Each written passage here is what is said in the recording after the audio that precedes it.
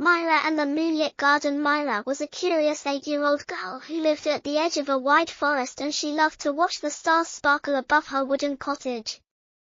Each night she climbed a small hill behind her house with her old blue lantern and her sketchbook in her hand, and she dreamed of seeing magical places where moonlight could make flowers glow.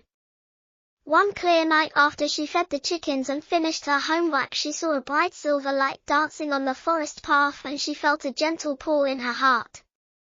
She told her loyal friend Ben, a boy of her own age who loved to explore, and he agreed to meet her by the oak tree at the hilltop just before midnight. They packed their small bags with water, bread, a pencil, and a small compass that Ben had found in his grandfather's attic. Mira also tucked a tiny wooden figure of a fox in her pocket because she believed it would protect them. When the moon rose above the hills, they set out under the silver sky. The village was quiet and all the windows glowed softly. They walked along a narrow path by tall grass that swayed in the night breeze. Owl calls echoed between the trees and the air smelled of pine and moss. Mira held her lantern high and it cast a warm light on the stones. Ben used his compass to keep their direction toward the silver glow ahead. After a short walk they reached the edge of a dark forest. The silver light came from within. The trees parted like hands ready to welcome them. As they entered they saw the source of the glow. In a small clearing, a circle of moonflowers stood tall around a low stone table. The table held a glass bowl filled with soft water that shimmered like quicksilver. Mira gasped at the sight and Ben whispered in awe. Mira stepped forward and placed her lantern on the stone table. The lantern's flame dipped in the bowl and the water glowed bright silver. The flower's pale petals opened wider. A soft melody rose from the petals like a gentle song. Mira and Ben listened in silence. Then a small voice spoke from the center of the bowl. It said, "Thank you, brave visitors. Will you help our garden stay alive?" Mira nodded and Ben bowed. The voice continued, "Each night the moon must pour its light into our water bowl. Without the light we will fade." Mira and Ben looked at each other. They wanted to help the moonflowers. The voice said, "Bring me a moonstone from the cave of quiet winds on the far hill." Mira felt a new excitement in her chest. She had heard stories of a secret cave on the Silver Peak.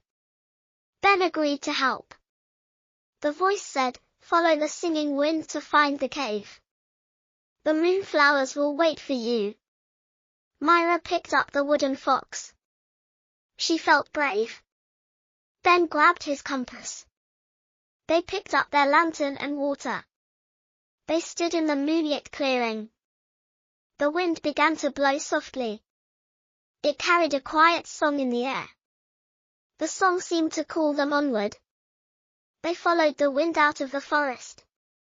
The path led them across a small stream where smooth stones guided their steps. The water reflected the moonlight. They crossed carefully and reached the base of a rocky hill. The wind rose. It whispered through the grass and the dry leaves. They climbed the hill. The ground was rocky and rough. They held hands to keep each other safe. The wind's song grew louder as they rose. At the top they saw a dark cave entrance. The wind rushed into the cave. A soft echo repeated the melody. Mira held the lantern near the entrance. Ben held the compass steady. They stepped inside. The cave walls were cool and covered in smooth stone. The wind danced around them. The echo of the song filled the cave. Deeper inside they saw a shining stone perched on a rock. It glowed like the moon itself. Mira approached carefully and placed her hand on the moonstone. She felt warm energy travel through her arm and into her heart. Ben helped her lift the stone. It was smooth and full of light. The voice from their bag urged them to hurry. They returned down the hill with the moonstone in Mira's arms. They walked quickly back under the stars. The forest clearing was just as they left it. The moonflowers waited by the water bowl. Mira placed the moonstone in the bowl. The water turned bright silver at once and splashed like liquid light. The flowers glowed pale gold. The bowl sang a gentle tune of thanks. The small voice said, "Every night you have saved us with your courage. We will bloom forever under the moon."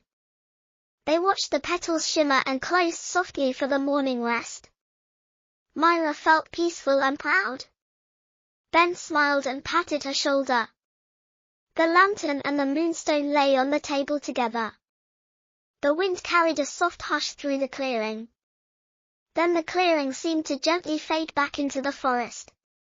Mira and Ben left the stone table and walked home under the stars. They crossed the stream on the smooth stones again. They reached the forest edge.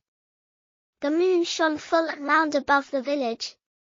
They reached Mira's house. Her mother waited at the door with a gentle smile. Mira showed her lantern and her companion Ben. She told her mother that they had helped the moonflowers. Her mother hugged her tight and said, "Kindness and courage can make magic bloom." Ben waved goodbye to Mira and slipped away in the moonlight. Mira climbed her small porch steps and placed the fox figure on her bedside table. She set the lantern by her bed.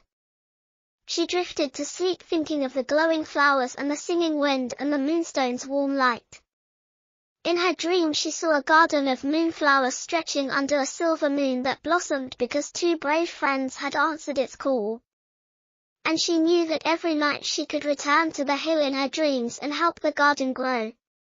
And Mira knew that her heart would always guide her to new adventures and that she and Ben would help the moonlit garden whenever it needed them. And on clear nights, if you listen very carefully, you can still hear the soft song of the moonflowers across the forest.